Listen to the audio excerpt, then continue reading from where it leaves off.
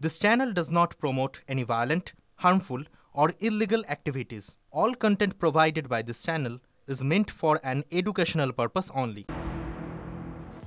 নমস্কার, টিভি9 বাংলায় আপনাদের আরও একবার স্বাগত জানাই। মর্নিং সুপার প্রাইম টাইমে আমি শুভজিৎ রয়েছি আপনাদের সঙ্গে। পুরুলিয়ার খবরে আমরা আরও একবার নজর রাখবো। পুরুলিয়ার সুইসায় রেল লাইনে 3 জনের দেহ উদ্ধারের ঘটনায় বেশ কিছু রহস্য কিন্তু ঘনীভূত হয়েছে। খুন করে রেল লাইনে দেহ ফেলে প্রমাণ লোপাটের চেষ্টা কি দুষ্কৃতীদের? এ প্রশ্ন এড়ানো যাচ্ছে না।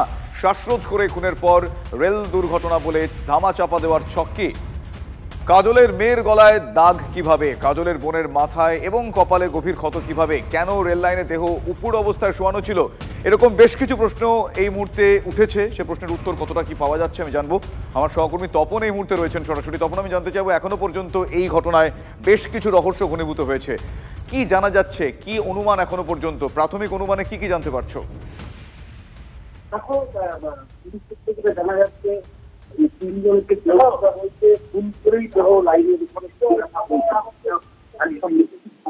কারণ হচ্ছে যে আত্মহত্যা বা এই ধরনের ঘটনা হবে না। পরপর 3টে বডি যেভাবে শোয়ানো ছিল যেটা জানা যাচ্ছে একদম 100% দিনের ঘটনা। তবে যে পরিবার সূত্রে যেটা জানা যাচ্ছে যে রবিবার বিকেলে এই 3 জন কাজল মাছোয়ার এবং তার বোন রাধা মাছোয়ার এবং তার মেয়ে রাখি মাছোয়ার দুজনেই যখন মার্কেটে গিয়েছিল তাদের মোবাইল তখন খুব স্পষ্টভাবে না তোমার কথা বোঝা যাচ্ছে না। আমি তাও আরো একটা প্রশ্ন করব। এই যে পরিবারের অভিযোগ যে খুন করা হয়েছে কাজল মাছুয়া, তার মেয়ে এবং বোনকে, এই মোবাইল ফোন সরানোর নাম করে তিনজন নাকি একসঙ্গে বেরিয়েছিলেন। পরিবারের তরফ থেকে খুনের অভিযোগটা করছেন কাদের দিকে তাদের সন্দেহ, তেমন কিছু জানতে পারছো? শুধু এইটুকুই জানতে চাইবো। না দেখো, পরিবার সূত্রে এখনো পর্যন্ত নির্দিষ্ট কারোর বিরুদ্ধে অভিযোগ করেনি। তবে যেহেতু পরপর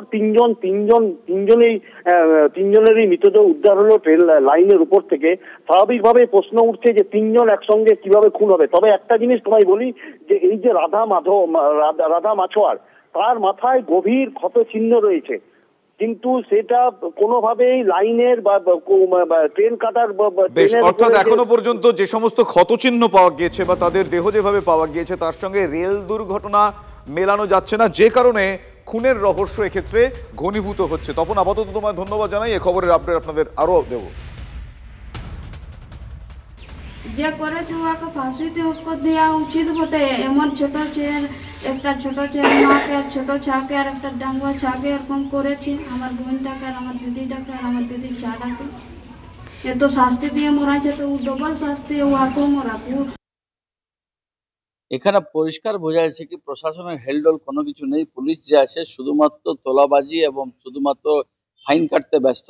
সামনে নির্বাচন আছে, নিজেদের নেতাদের পকেটে যদি পয়সা না থাকে তো তৃণমূল জিতবে কি করে? শুধু এই মাত্র একটি টার্গেট আছে, টাকার টার্গেট। তাছাড়া ল অ্যান্ড অর্ডারে কি হচ্ছে বঙ্গে, ল অ্যান্ড অর্ডারে কি হচ্ছে পুরুলিয়াতে, তাদের কোথায় কি মার্ডার হচ্ছে, কোথায় কি নিখোঁজ হচ্ছে, তার দিকে কোনো হেলডোল পুলিশ প্রশাসন নেই।